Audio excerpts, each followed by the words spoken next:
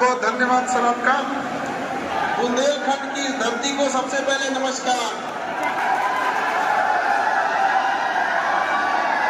आज इस award ceremony में आए सभी गणमान्य लोगों को मेरा नमस्कार। सभी जनप्रतिनिधि इस व्यवस्था के सुचारू रूप से चल सके उसके लिए जो संगठन बना, जो समिति बनाई, सारे लोगों ने एक अच्छे से व्यवस्था को सुचारू रूप से चालू रखा। उन सभी को मेरा नमस्कार। इस अवार्ड सेरेमनी के मुख्य अतिथि पद्मश्री विजेता हमारे डॉक्टर बीके संजय सर, विशिष्ट अतिथि मध्य प्रदेश से आई बहन मेधा परमार। आपने जो अपना प्रेरणादायक जो अपने अभिव्यक्ति यहाँ की वो बहुतों के लिए प्रेरणा का स्रोत बनेगी। हमको यहाँ इस समिति एक एक चीजों को विस्तार से बताने के लिए हमारे नरेंद्र सिंह तोमर जी को, नरेंद्र सिंह जी को बहुत बहुत नमस्कार। और इस समिति ढंग से चालू रखा और आप विद्यार्थियों लोग जितने अभिभावक हैं सभी लोगों को नमस्कार। देखिए, जन्म हम सब लोग लेते हैं पृथ्वी पर, कभी कभी किसी का अवतार होता है। तो आज हम जिस बरांगण में बैठे हैं, हमारे स्वामी जी का हमें जहाँ तक लगता है उनका जन्म नहीं, एक अवतार हुआ था। और इस बुंदेलखंड की धरती का सौभाग्य है जो आप जैसे लोग वो सौभाग्यशाली हैं जिनको ऐसे परमात्मा मिले यहाँ पर। जब हम यहाँ आए थे तो हमारे साथ में सारी जानकारियों को हमें नरेंद्र भाई बता रहे थे। तो इतने कम उम्र में उन्होंने एक सन्यासी जीवन को अपनाया, कैसे इस क्षेत्र के लिए लड़ाई लड़ी। और उस समय जिस समय लोग रोटी कपड़ा मकान को ही सब कुछ समझते थे, पेट भर अनाज हो जाए वही समझते थे, उस समय उनकी सोच इतनी दूरदर्शी कि जितना बड़ा विद्यालय महाविद्यालय खड़ा कर दिए, आज के समय हम और आपके औकात के बाहर की चीज है, ये उस समय वो करके गए थे। लेकिन अब हमें जरूरत है उनके किए गए कार्यों को आगे बढ़ाने के लिए। जितना वो कर चुके हैं ये था ताकि आने वाली पीढ़ियां इसे और आगे ले जा सके, क्योंकि बिना शिक्षा के आप कहीं आगे नहीं जा सकते।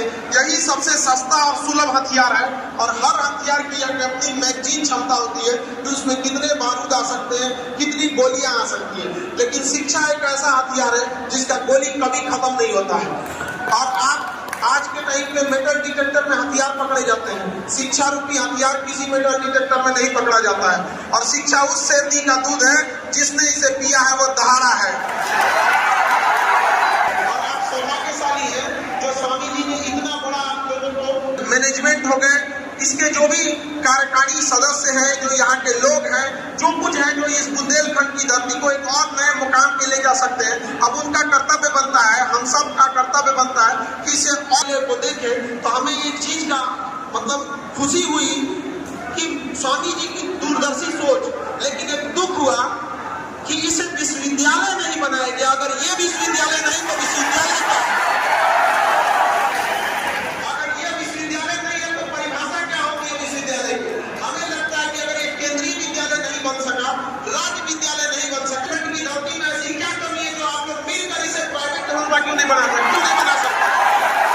जब स्वामी जी ने इतना काम किया, उस समय जब हमारे पास संसाधन नहीं हुआ करते थे, पैसे नहीं हुआ करते थे, परिवहन के स्रोत नहीं हुआ करते थे, लोगों की आय इतनी कम थी, तो आज के समय हम लोग क्यों ना इसे अपने दम में, अपने बलबूते पर एक विश्वविद्यालय का रूप दे सके, जिससे कि हजारों छात्र और छात्राएं पढ़ सके और इस क्षेत्र का नहीं बल्कि पूरे देश का नाम रोशन कर सके। ये बहुत सौभाग्य की बात है जो आप लोगों के पास इतना बड़ा प्रांगण है। जिस समय कृषि विश्वविद्यालय, हमारा देश कृषि प्रधान देश है, जब तक हम किसानों का भला न कर सकेंगे तब तक ये देश का भला नहीं हो सकेगा। हम देश ने दो लोगों से बहुत बड़ा गलती कर दिया। हमने किसानों की शक्ति को अंडर एस्टिमेट कर दिया और महिलाओं की शक्ति को पहचान न सके। यहाँ पर केवल 9 दिन तक नवरात्रि में महिलाओं की शक्ति पहचानते हम लोग। जिस दिन या 365 दिन हम उन्हें सम्मान और शिक्षा देने लगे, याद रखिएगा वह दिन दूर नहीं जब भारत आगे बढ़ जाएगा। यहाँ पर जब से आजादी हुई तब से हम पुरुष समाज सोचते हैं कि देश को आगे ले जा सकते हैं।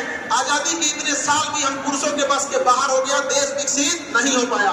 जबकि हमसे हमारे ही साथ दो परमाणु हमला झेला जापान आज कहां पहुंच गया, जिसका सबसे बड़ा कारण है कि उसने विकास को, शिक्षा को, संस्कार को कभी भी महिला पुरुष में नहीं बांटा। उसने महिलाओं को भी बराबरी का अधिकार दिया। जिस दिन हम लोग की शिक्षा में यह अधिकार विकसित देशों में गिना जाएगा। और महिलाओं से कहते हैं कि समाज आपका कितना सुनेगा, समाज में आपका कितना दबदबा रहेगा, समाज में आपका कितना पहचान रहेगा, ये उसी बात पे डिपेंड करता है कि विद्यालयों में आपका कितना दबदबा है। जिस दिन विद्यालयों में आपकी बराबरी पुरुषों के बराबर हो गई, उस दिन आपको पुरुषों के बराबरी खड़ा करने में कोई नहीं रोक सकता। ये क्रांति की शुरुआत विद्यालयों से होती है यहाँ पर, क्योंकि एक शिक्षित व्यक्ति जितना बेहतरीन ढंग से क्रांति ला सकता है, समाज में बदलाव ला सकता है, उतना एक अशिक्षित व्यक्ति से मुश्किल होता है। हालांकि मेरे इस बात को स्वामी ब्रह्मानंद जी ने काट दिया था। सोचिए वो कितने दूरदर्शी थे, लेकिन यह बात हम जन्म लेने वालों पे होती है, अवतार लेने वालों पे ये सब चीजें लागू नहीं होती है। वो सच में एक अवतार का रूप थे जो खुद उतनी शिक्षा न मिल सकी, गरीबी, मजबूरी, उस समय की तत्कालीन कारणों के बावजूद। लेकिन सोचिए जो व्यक्ति कितना महान 100 साल आगे तक की सोच रखने वाला व्यक्ति क्या लेके चला गया आपके जगह को यहाँ पर। ये सौभाग्य है, अगर वो नहीं दिए रहते तो शायद इस देश इस जगह को नहीं मिल सकता था। जब हम आए तो हमें लगा कि होगा कोई विद्यालय, लेकिन जब हम यहाँ आने के बाद हम चौंक गए यहाँ पर। और हम आप सबसे वादा करते हैं, आप सब मिलकर इसे एक यूनिवर्सिटी का दर्जा दीजिए। जिस दिन यह यूनिवर्सिटी बनेगा, हम वादा करते हैं हम यहाँ के गेस्ट लेक्चर लेंगे यहाँ पर।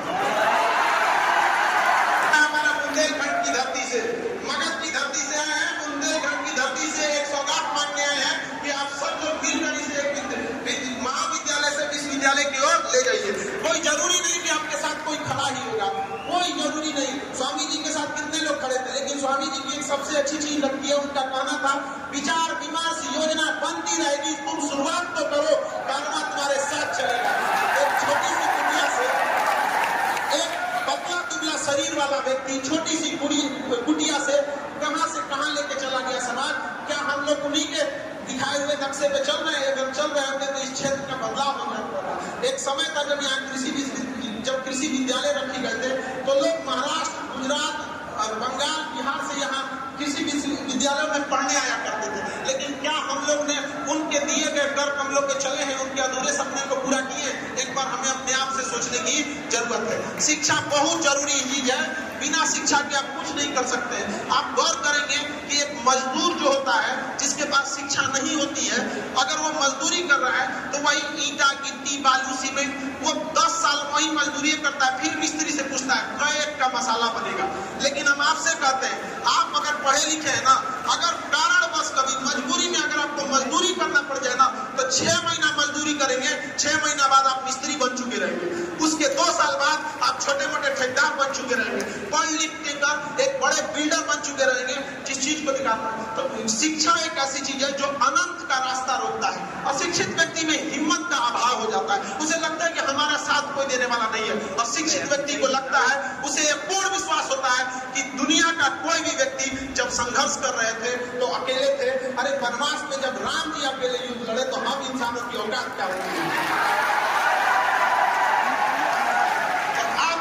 बढ़ना पड़ेगा सारी चीजों को छोड़कर। यहाँ पे सबके साथ आज के युवाओं के पास संसाधन है। जब हम लोग का समय था पढ़ने के लिए तो केवल गुरु होते थे, किताबें होती थी। आज के टाइम आपके पास गूगल है, इंटरनेट। दिल से पूछेगा, उनको लगता है कि इसका जल्दी से बेटी का ब्याह करके भेज दे।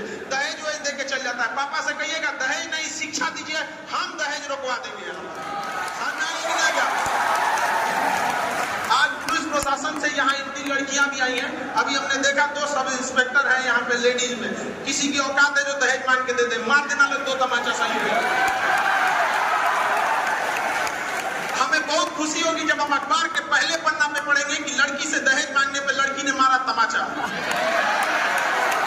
दुनिया में हक कभी मांगने से नहीं मिला, उसे छीनना पड़ता है। चाहे झांसी की रानी हो या आज की आप लोगों, आपको समाज से लड़ना पड़ेगा। और यह विद्यालय है जो आपको उस लड़ाई का साहस देगा। यहाँ पर पढ़ लिख के इतनी काबिल बनिए कि घर जब आपको कोई ले जाए तो सौभाग्यशाली समझे और आपके घर से यह कहे कि हमारे यहाँ इसका रिश्ता कीजिए, भले हमरे से दहेज ले लीजिए। ये मैं बताना चाहिए यहाँ पर। और आप लोगों के लिए भी इससे शिक्षा जरूरी है। ये नहीं कि एक ब्यूटिशियन कर लिए हाँ तो कौन चीज जानते हैं यहीं पे उसमें आपको बदलाव दिखना चाहिए समाज में। आप समझ रहा इंजीनियर है। जिस दिन ऐसा होगा जब एक शिक्षित महिला जाएगी अपने घर में और घर को सजा के रखेगी, आने वाले 10-20 सालों में ये मैसेज जाएगा कि हमने दहेज नहीं लिया था, दहेज के बदले शिक्षित महिला लाए थे। मेरा घर आज भी जो ज्वाइंट फैमिली है, तुमने दहेज लिया था, 1 साल में तुम्हारा परिवार बिखर गया। जिस दिन 10 साल तक ये मैसेज जाने लगेगा ना, थरथरा जाएंगे पुरुष लोग कि भैया घर अगर सुरक्षित रखना है। माँ बाप को भी लगेगा कि बुढ़ऊ माँ बाप ना बुढ़ापा में रोते हैं कि पतो हमारे साथ ऐसा किए, अरे ये वही माँ बाप है जो चढ़ के दहेज लिए थे। कहा भैया ससुराल को तो हॉस्टल बना दिया आपने, एक के बार दहेज के रूप में फीस दे के चल रही, अब क्या खोज रहे हैं यहाँ पर। तो ये समाज को भी ये सोचना पड़ेगा, आप लोग को भी दिखाना पड़ेगा। लड़की लोग समझिएगा इस चीज को, समाज पुरुष प्रधान नहीं है। अगर समाज पुरुष प्रधान होता तो रिक्शा चलाने वाले पुरुष का भी उतना ही अहमियत होता जितना एक बड़े जमींदार और बड़े लोगों का होता है, उसका भी अहमियत नहीं है। समाज आज का समाज पैसा प्रधान हो गया है और समाज घुमा के आपसे ये कहता है कि तुम पढ़ो नहीं। अरे पढ़ाई छुड़वाना उसका इरादा नहीं है, इरादा तो है कि पैसे से कंट्रोल छुड़वा देना। जिस दिन जॉब होगा ना उस दिन उसको भी लगेगा कि ना मतलब इसको नहीं बोल सकता। और माँ बाप से भी कहते हैं, गार्जियन से भी, अपनी बेटी को इसलिए मत पढ़ाइए कि उसे नौकरी कराना है, बल्कि इसलिए पढ़ाइए कि कभी खुदा न खास्ता किस्मत खराब हुआ, उसे ऐसा घर मिल गया कि उसे सड़क पर आना पड़े तो दूसरे के यहाँ जाके बर्तन न मांजना पड़े, वो अपने काबिलियत पर अपने बाल बच्चों का अपना शेष जीवन सम्मान के साथ जी सके। उन पुरुषों को जब उनको जिन्होंने महिलाओं की शिक्षा का विरोध किया है, सोचिए महिला लोग जरा सोचिए, जो पुरुष महिलाओं की शिक्षा का विरोध करता है,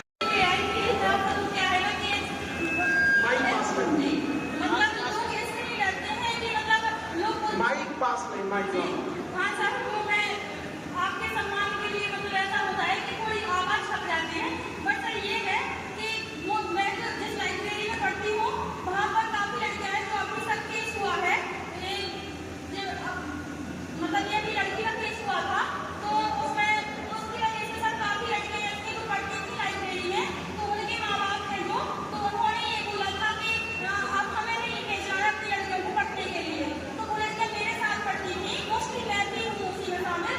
तो वो लोग ये बोल रहे थे कि हम अब नहीं पढ़ाएंगे अपने बच्चों को, क्या फायदा है ऐसी एजुकेशन देने का। तो उन लोगों को जो फीस देते भी थे ना उनके माँ बाप बच्चों को पढ़ने के लिए, वो भी नहीं देते हैं। अब वो कहते हैं कि अब नहीं देना है पढ़ने के लिए, ना पढ़ने से कुछ होता है। तो लड़की की पढ़ाई भी मोस्टली बंद हो गई, जबकि उस लड़की ने फीस के इसका 3+मैथ्स भी निकाल चुकी है। वो लड़की वो बाहर लड़की और उसकी शादी भी करती है इस टाइम पे और अब वो चली भी गई है। उसकी तरह से 2 लड़कियां और हैं, मैं भी हूँ उसी में। तो अब फैमिली भी ऐसी हो गई है कि वो लोग नहीं सपोर्ट कर रहे हैं। तो मोस्टली मैं भी अपने घर से पहला बोलूँगी कि भाई मुझे तो जाना है, ये बात सबसे जरूर रखूँगी।